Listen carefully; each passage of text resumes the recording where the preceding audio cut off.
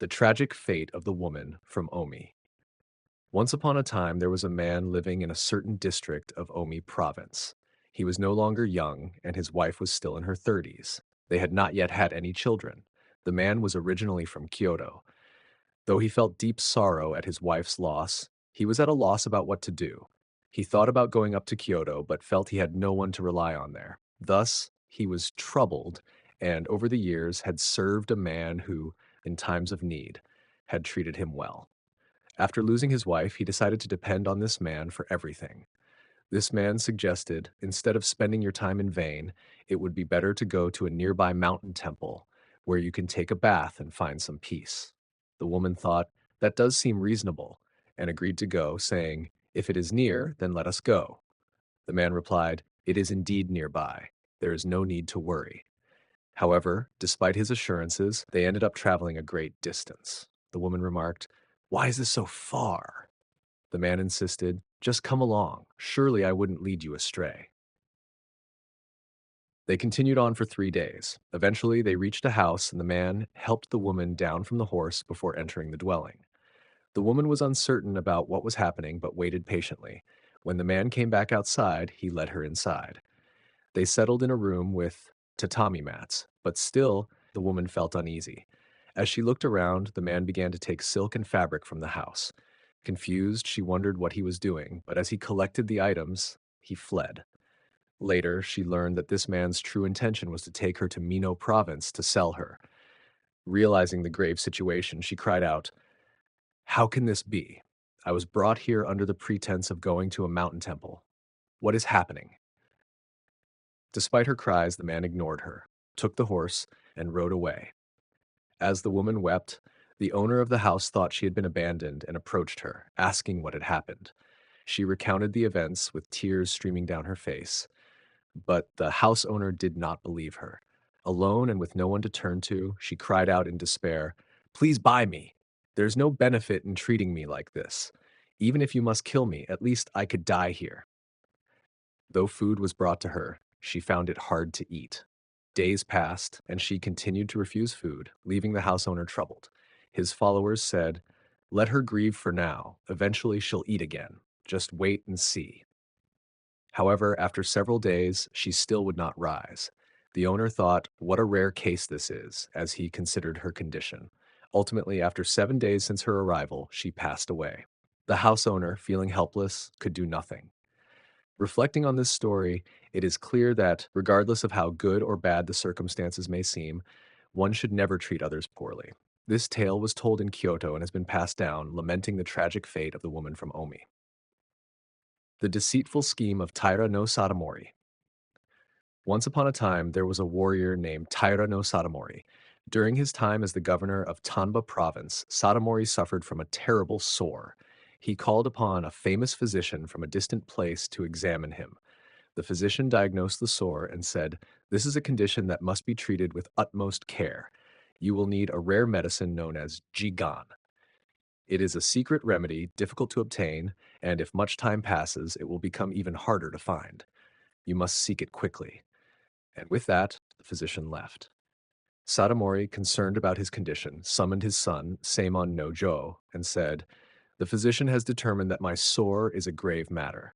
The remedy he prescribed is exceedingly rare and cannot be hidden from the world.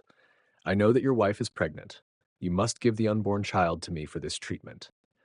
Upon hearing this, Seimon no Jo was stunned and speechless. Nevertheless, with no choice but to obey, he replied, I will summon her quickly. Sadamori was pleased and said, very well then, prepare for her funeral arrangements immediately after. Seimon no Jo, heartbroken, went to the physician and tearfully told him of the situation. The physician, hearing this, also wept and said, this is truly monstrous. I will think of a way to help. He then returned to Sadamori's residence and asked, is there no other medicine available? Sadamori replied, it is exceedingly difficult to obtain. Therefore, I have decided to take my son's wife's unborn child. The physician responded, an unborn child cannot become medicine. You must seek another remedy. Sadamori sighed. Then what shall I do? Search for another solution. Someone suggested, one of the kitchen maids is pregnant and is already 6 months along. Sadamori immediately ordered her to be brought. but when they examined her, it turned out to be a girl. Disappointed, he abandoned the plan and sought another method, eventually recovering. Sadamori then rewarded the physician handsomely, giving him horses, fine clothing, and rice in abundance. He later called his son Samon no Jo and secretly said, "The word is spreading that my sore requires jigon, a remedy made from a child's fetus. If it is revealed that I use such a treatment, my reputation will be destroyed. The court will think me untrustworthy, and I may even be sent to Mutsu province under the pretext of restoring order. It would be a scandal if it were known that I had someone killed to cure my ailment. I've decided to eliminate the physician. He will be heading to the capital soon, so ambush him in the mountains and kill him." Seimon Nojo replied, "It is an easy task. I will create a situation where he is attacked by bandits on his way up the mountain and will shoot him dead. You may rest easy." Satisfied, Sadamori agreed, and Seimon Nojo quickly left to carry out the plan. Seimon Nojo secretly met with the physician and confided, "My father has ordered your assassination. What should we do?" The physician, shocked, responded, "I leave my life in your hands. Please help me." Seimon Nojo advised him, "When you leave for the capital, a magistrate will escort you partway on horseback. You should walk, posing as one of his attendants. I promise you, this will bring you joy and relief for the rest of your life." The physician, deeply grateful, agreed to the plan and left without any suspicion. Following Seimon Nojo's instructions, the physician dismounted from his horse in the mountains and walked alongside the magistrate as if he were a servant. As expected, bandits appeared and, mistaking the magistrate for the physician, shot him dead. The other attendants fled, while the physician safely made it to the capital. When Seimon Nojo returned to Sadamori, he reported that the physician had been killed. Pleased, Sadamori believed his problem had been resolved. However, when word later reached him that the magistrate had been killed by mistake, he was shocked. Seimon Nojo explained, "The physician walked as if he were a servant, and the bandits mistook the magistrate, who was on horseback, for the physician and killed him instead." Sadamori, realizing what had happened, refrained from taking any further drastic actions. Thus, Seimon Nojo was able to repay the physician's kindness. It was said that Taira no Sadamori's heartless intention to cut open his daughter-in-law's pregnant belly for the sake of a remedy was truly cruel and shameful. This story was passed down by a certain servant in the mansion and continues to be told to this day. Thus, the story has been passed down. Titled The Tale of the Murdered Scribe by the Lord of Hyūga. Once upon a time, there was a certain Lord of Hyūga named Shek. While residing in his province, as his term was nearing its end, he waited for the arrival of a new administrator. In the meantime, he was busy preparing the documents to be handed over to his successor. Among the scribes, there was one particularly skilled and clever man, known for his excellent handwriting. The Lord summoned him and had him correct various older documents while writing new ones. This scribe, however, grew suspicious. "The Lord may fear that I will speak of the things I've written to the new administrator. His heart seems deceitful, and surely something foul is afoot," he thought. The scribe began to wonder how he could escape this predicament, but the Lord had set 4 or 5 strong men to guard him day and night, making it impossible for him to leave. As the days passed, about 20 in all, the documents were finally completed. The Lord, pleased with the scribe's work, said, "For one person to write so many important documents is truly commendable.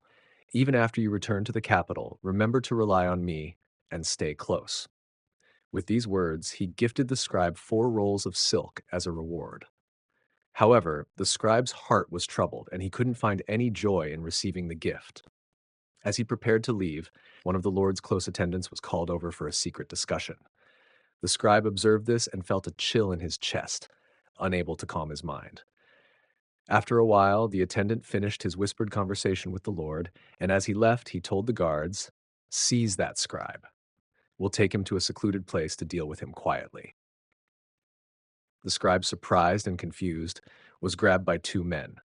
The attendant, now equipped with a bow, prepared his belongings and stood ready. The scribe asked, "What is this? Why are you doing this to me?"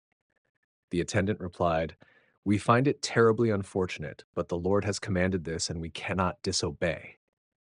Hearing this, the scribe sighed and asked, "Where are you going to kill me?" The attendant answered, "We'll take you to a suitable hidden place and deal with you discreetly." The scribe responded, "I have nothing to say if this is your decision, but I beg of you one thing. For many years, I have cared for my elderly mother, who is over 80 years old, and a small child, no more than 10 years of age. Please allow me to pass by their home one last time so that I may see their faces again." The attendant, moved by the request, agreed. "That's a simple enough matter. There's no harm in allowing you this," he said. With that, they led the scribe toward his home, placing him on a horse as though he were an ill man, while two men held the reins. The attendant, following behind on his own horse, carried his bow and other equipment. As they passed in front of the scribe's house, he sent a message to his mother. "Such and such has happened." Hearing this, the mother, leaning on others for support, came out to the gate. Truly, she was an old woman, her hair disheveled like lamp wicks, showing the toll of her years. A boy of about 10 years old stood beside her, held by his mother. The scribe halted the horse, called them closer, and said to his mother, "Though I have done nothing wrong, it seems that I am doomed to die. Do not grieve too deeply over this. As for this child, he may become someone else's son and grow up well. The thought of what will become of you and this boy troubles me more than the fear of my own death. Now, return inside. I have come here simply to see your faces one last time." The attendant overheard these words and wept, as did the men holding the reins. The scribe's mother, overcome with grief, collapsed and passed away on the spot. The attendant, realizing they could delay no longer, said, "We mustn't linger here any longer. Let's go." They dragged the scribe away and took him to a nearby grove of chestnut trees, where they shot him and severed his head. Reflecting on this, one wonders what crime the Lord of Hyūga could have accused him of. Forging documents might be considered a great crime, but to kill someone who had committed no wrong is even worse. Those who hear of this tale are horrified, for it is no different from a grave act of thievery. Thus, the story has been passed down. The Tale of Minamoto no Akie. Once upon a time, there was a man named Minamoto no Akie who held the title of chief steward. Although not from a warrior family, he possessed an extraordinarily fierce heart, spending both day and night focused on taking lives as if it were his duty. Aki's ruthless disposition was notorious, and his deeds were often viewed as inhumane. When Aki served as the governor of Higo province, he had a beloved son. However, when this boy fell gravely ill, Aki became deeply distressed. Despite his son's condition, Aki continued to engage in falconry, much to the dismay of his retainers. Tragically, the boy eventually passed away, leaving his mother devastated. She clung to her deceased child, weeping inconsolably, and refused to leave his side. Even the women and servants who had cared for the boy over the years were heartbroken, recalling his gentle nature and lamenting his passing. However, Akie, upon witnessing his son's death, did not even delay his falconry trip. He immediately set out on the hunt as if nothing had happened, a sight that left all who saw it utterly speechless. A wise and virtuous monk, seeing Akie's behavior, remarked, "This is not the conduct of an ordinary person. Surely an evil spirit possesses him, hoping to admonish Akie in some way." Yet Akie remained entirely unmoved, believing that his only purpose was to kill the living and showing no trace of compassion. One day, on the 18th of the new year, Akie visited a temple dedicated to the Bodhisattva Kannon. On his way, he noticed a small patch of unburnt grass in the fields and said, "Surely there must be hares hiding here." He sent his men into the grass, and 6 baby hares leapt out. His servants quickly captured them, and Akie, pleased, declared, "As I thought, hares were here." He then attempted to set fire to the remaining grass. His retainers, alarmed, protested, "On the 18th day of the new year, while visiting a temple, this is an ill-omened act. Please at least refrain from this on your way back." But Akie ignored their pleas, dismounted, and personally lit the grass on fire. Soon, the mother hare, likely the parent of the captured babies, ran out. Akie killed her and handed the baby hares to his retainers, saying, "Give these to the servants, children to raise." Upon returning to his residence, Akie placed a large flat stone near the entrance to step on before ascending to the floorboards. Standing on this stone, he asked, "Where are those hares?" His men who had taken the baby hares brought them to him, each carried by a young servant. Akie said, "Let's see them crawl around for a bit," and took them from the servants. Holding all 6 baby hares in his hands, he cradled them as a mother might do with her children, cooing, "My little ones, my little ones." Then, to the horror of all present, he suddenly smashed the hares against the stone. Even his most hardened retainers, who were accustomed to witnessing him kill deer and birds with joy, could not bear the sight. They all fled the scene at once, overwhelmed by sorrow. That very night, Akie roasted the hares and ate them. In another instance, Akie took his men to a hunting ground in a place called Akitada. Though the area was excellent for hunting, the terrain was filled with fallen trees and large rocks, making it difficult for horses to maneuver. As a result, many deer managed to escape. Determined to prevent this, Akie ordered the local people to gather 3,000 men to remove every rock from the field. The low-lying areas were filled with stones and leveled with soil, while obstacles on higher ground were cleared to ensure the horses could run unhindered. After this, Akie organized a massive hunt, driving deer into the cleared area with large groups of people. No deer escaped. Every one of them was caught. Akie was exceedingly pleased and took an uncountable number of deer.